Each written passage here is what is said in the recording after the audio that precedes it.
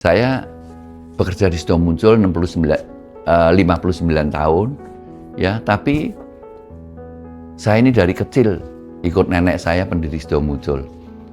Dan ini salah satu contohnya ini, foto ini. Nih fotonya saya sama nenek saya yang tahun 51, ya. Jadi buat saya Sido Muncul ini segalanya, sesuatu yang saya hayati sebagai takdir yang diberikan Tuhan kepada saya untuk mengelola Sido Muncul ini. Saya berharap saya bisa menjaga dengan baik dan bersyukur bisa mendapat kepercayaan dari masyarakat.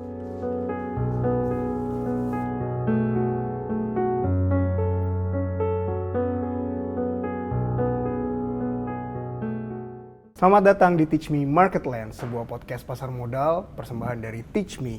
Nah, kita baru saja melihat sepenggal perjalanan sejarah yang sangat luar biasa nih teman-teman. Dari sebuah brand yang memang sudah menjadi melekat di dalam nadi kesehatan masyarakat Indonesia gitu ya. Sangat jarang kita menemukan sebuah perusahaan yang memang mampu memadukan warisan leluhur dengan standar farmasi yang sangat ketat gitu.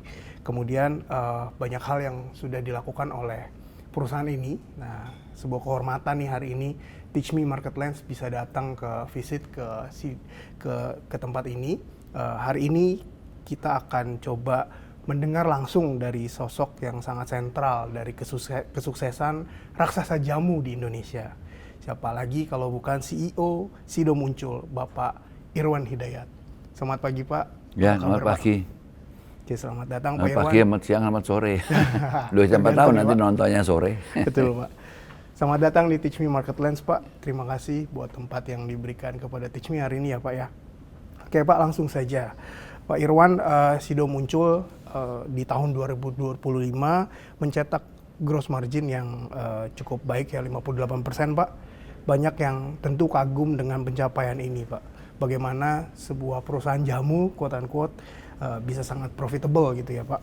Nah, pertanyaan saya Pak, apakah ini memang murni karena Sido berhasil menaikkan derajat jamu dari sekedar minuman pinggir jalan gitu ya Pak, dulu kita taunya, menjadi sebuah produk kesehatan yang memang terstandarisasi farmasi sangat ketat, atau memang ada efisiensi teknologi di pabrik, atau ada hal lain yang mungkin Bapak bisa share ke kita Pak? Enggak, kalau Sido Muncul ini yang intinya kan produknya diminati banyak orang, terutama tolak angin, terus kuku Bima Energy, beberapa produk kita kayak tolak linu, SMA begitu. Itu sebenarnya kenapa kok bisa mencetak profit banyak ya, prosentasinya itu karena kan ini bahan-bahannya bahan-bahan alam. Baik Pak, kalau kita ingat Sido tentu kan pasti top of mind-nya adalah jamu gitu ya Pak ya, jualan jamu. Tapi juga hari ini sudah mulai berkembang nih Pak. Kami melihat ada vitamin C, ada kolagen, vitamin D3 dan lain sebagainya nih Pak. Nah, bagaimana menurut Bapak sebagai penjaga warisan leluhur tentu nih Pak? Kan ini bagaimana Bapak melihat batas antara menjaga tradisi dengan kebutuhan perseroan yang harus dituntut inovatif gitu Pak dari sisi produk. Loh, kami tetap ya menjaga tradisi itu kan, bisnis kami jamu ya. Terus kemudian kalau kami masuk ke vitamin C kemana-mana, karena kami tidak berarti meninggalkan jamu, enggak. Bahkan itu marketnya kecil sekali kalau di tempat kami dibandingin jamu loh ya. Dan salah satu cara kami menjaga tradisi yaitu membuat jamu yang biasanya berbasis kepada pengalaman menjadi produk-produknya berbasis ilmiah. Nah, itu yang membuat orang percaya kepada Sido Muncul, percaya kepada perusahaan ini dikelola dengan cara yang efisien, hemat, tidak main-main begitu.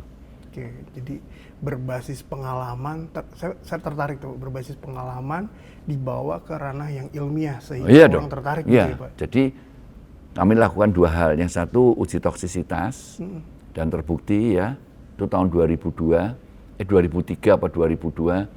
Yang kedua uji khasiat, terbukti meningkatkan daya tahan tubuh. Jadi kalau orang lagi sakit masuk angin, kan dihadapin pilihan. Betul. Ini ada 1, 2, 3, 4, ada berapa? Nah yang ini bisa dijelaskan keamanannya, bisa dijelaskan mekanisme kerjanya. Jadi jelas ya Pak. Jadi otomatis ya mungkin sebagian besar milih ini. Tapi ada juga masyarakat yang suka kepada merek-merek lain. Tapi itu ya biasalah kalau seperti itu. Oke, baik Pak. Nah, saya mau masuk ke pertumbuhan masa depan ya, growth engine-nya Sido muncul Pak.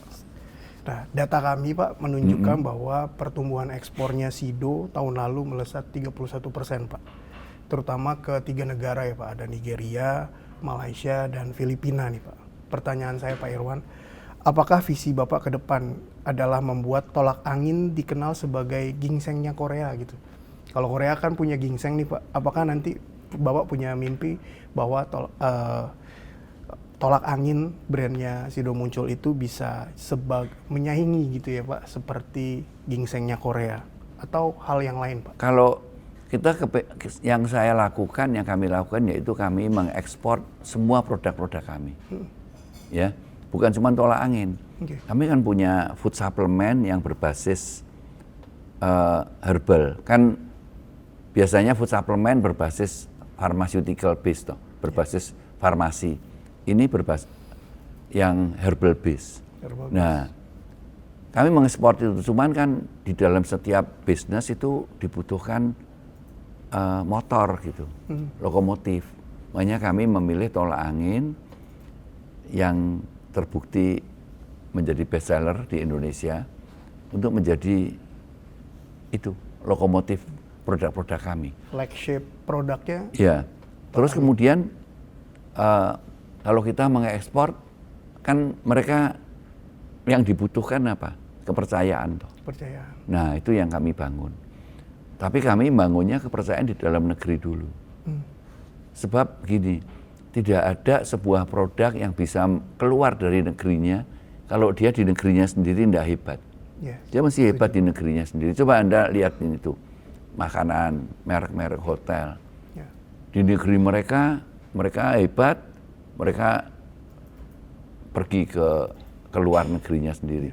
Sama dengan tolak angin. Jadi kami melakukan ya, satu berbasis ilmiah, kemudian kami melakukan sebaik mungkin supaya mendapat kepercayaan dalam negeri, automatically kami mulai bisa mengekspor. Dan semuanya itu, makanya tahun ini nih, tahun 2026, ini kan 75 tahunnya sudah muncul. Kami mengkonsentrasikan ya, untuk melakukan riset, konsentrasinya kepada riset. Jadi tahun ini kami melakukan riset banyak sekali. Fokus di riset ya? Riset, iya. Semua harus berbasis riset. Berbasis aman, bisa dijelaskan mekanisme kerjanya bagaimana. Oke. Berarti meyakinkan dalam negeri dulu baru. Oh iya, nggak ada orang tahu-tahu. Kalau itu bisa komoditi. Beras, gula, minyak gitu bisa, batu bara. Ginseng dari Korea tadi ya Pak, karena di dalam negeri mereka ya udah. Ya ginseng itu saya rasa bukan cuma Korea ya, itu produk negeri 4 musim. Yes. Cina, Korea, Amerika juga banyak sekali. Baik, berikutnya Pak, data kami juga menunjukkan ada 41% Pak interaksi digital Sido muncul nih Pak. Nah ini sangat menarik nih. Artinya 41% interaksinya di media digital Sido muncul ada di usia range 25 sampai 35 tahun. Nah, sementara di sisi lain ada banyak brand legendaris yang mati quote unquote Pak, karena memang ditinggalkan generasi muda. Nah, apa sih sebenarnya Pak rahasia Sido muncul dalam mengkomunikasikan Sido Pak ke anak-anak muda Gen Z hari ini supaya memang mereka merasa Sido muncul nih bukan produk, artinya Sido muncul produknya relate juga buat anak muda. Oh iya, kalau kami menjual bisa masuk mengkomunikasikan ke anak-anak muda itu kan Gen Z itu kan banyak sekali. Ya, berapa persen ya? 50% itu generasi muda ya. Memang sekarang orang lagi keranjingan sama harus Gen Z gitu. Semua Gen Z. Oke. Jadi memang ada Gen Z itu kalau bahasa Indonesia itu apa? Kalau bahasa Indonesianya? Gen Z ya. Z, Pak. Gen Z ya. Oke. Berikutnya, Pak. Jadi memang fokusnya akan fokus ke digital ya, Pak. Terbukti ada tim yang memang dedicated memikirkan strategi ya, digital Sido ya. Kita ikutin aja semua tren-tren yang terjadi kita ikutin. Oke, baik. Berikutnya Pak, saya mau menggali tentang sudut pandang Bapak sebagai CEO tentang uang, utang, dan juga investor nih Pak. Nah ini agak menarik. Dari sisi fundamental Pak, Sido ini anomali menurut kami ya Pak. Kenapa? Karena sangat disukai investor. Ternyata karena kalau kami cek balance sheet-nya debt free Pak, bebas hutang ya Pak. Lalu pertanyaan saya Pak, mengapa Bapak memilih filosofi bisnis tanpa hutang? Bukankah dengan nama besar Sido yang sudah 75 tahun tadi sangat mudah nih untuk mendapatkan pendanaan, meminjam uang dari bank, untuk bisa ekspansi 10 bahkan 20 kali lebih cepat dengan pendanaan dari tempat lain gitu Pak? Wah, saya nggak tahu ya, saya memang, kalau saya sih lebih senang pakai uang sendiri. Tapi nanti kalau saya ngomong gini kan dianggap, ya tadi anomali tadi. Tapi gara-gara itu kita selamat dari berbagai terpaan yang terjadi, krisis-krisis yang terjadi. Justru kita selamat. Ya, tapi kira-kira apa sih Pak yang akan Bapak sampaikan ke generasi berikutnya nih Pak untuk tetap menjaga Sido Muncul bisa ekspansi ke depan Pak? Ya minum tolak angin ya mestinya ya. Luar biasa nih Pak Irwan. Nah terakhir Pak, sebagai closing statement, ada yang mau disampaikan ke teachmates sekalian, silakan Pak. Ya kalau saya ya, yang paling penting tuh hidup itu adalah kemandirian. Nomor satu, kemandirian. Dan kalau hidup itu tergantung ya sama orang lain, ya tergantung sama negara lain, itu tentunya akan kurang bagus gitu. Dan saya sebagai pengusaha, saya cuman yang bisa saya lakukan adalah partisipasi kepada tanah air saya ini. Yaitu misalnya saya memberi contoh tentang bagaimana mengembangkan jamu ini ya, sehingga menjadi seperti hari ini. Saya berharap ya bahwa kita itu bisa hebat kalau partisipasi masyarakat membantu pemerintah itu diwujudkan dalam hal-hal yang sederhana. Ya sebisanya, seperti yang saya lakukan, sebisanya kami lakukan. Jadi saya jadi CEO itu saya tahu apa yang saya lakukan. Jadi langkah yang pertama yang saya lakukan yaitu efisien kerjanya. Terus yang kedua, saya itu kemarin ya melaunching portal namanya portal sidoherbalpedia.com. Isinya tentang informasi. Isinya tentang mengedukasi masyarakat. Ini kayak ini bukunya itu. Oh, ini bentuk bukunya ya? Bentuk bukunya. Jadi ini adalah riset-riset yang berbasis literatur. Tentang bahan-bahan jamu. Kami berkonsentrasi untuk riset. Melakukan riset ya. Kami itu lengkap sih. Kami punya laboratorium lengkap, kami punya laboratorium farmakologi, kami punya pabrik bahan baku. Sehingga nanti kalau kami menemukan ini ya, pabrik bahan baku kami bisa menjual bahan baku. Yang berbasis riset.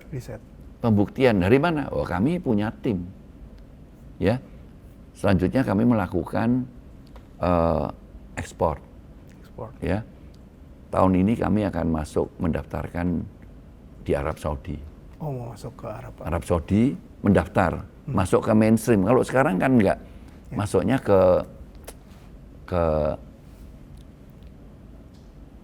secondary market, jadi pasar-pasar tradisional, toko-toko Indonesia begitu. Nanti ini mengedukasi konsumen nih dengan buku ini. Konsumen nanti diedukasi. Sehingga orang tahu, pemerintah itu kan ngelakuin undang-undangnya, ada hari minum jamu, ada dokter herbal, ada klinik herbal. saintifikasi jamu tahun 2010, Pak SBY. Terus kemudian di BPOM itu ada fitofarmaka. Jadi kepengen jamu. Nah, kami ngambil jalan pintas nih. Portal sidoherbal.pedia.com. Bisa dicari nih. Ya, ini loh. Nih sidoherbalpedia.com. Pokoknya mudah-mudahan yang saya lakuin masuk akal. Keberhasilannya milik Tuhan. Saya pokoknya janji ngelakuin yang bener aja. Oke, baik. Ya. Terima kasih Pak Irwan, luar biasa insight-nya nih. Ada banyak hal yang bisa kita pelajari ya. Oke, terima kasih sudah menyaksikan Teach Me Market Lens. Sekali lagi kami hanya menyajikan referensi bagi investor sekalian. Balik lagi, keputusan investasi jual atau beli ada di tangan investor masing-masing. Silahkan riset sendiri. Nanti kalau butuh data, kami punya Teach Me Data, silahkan cari informasi sedetail mungkin untuk referensi tambahan investor sekalian. Terima kasih, sampai jumpa.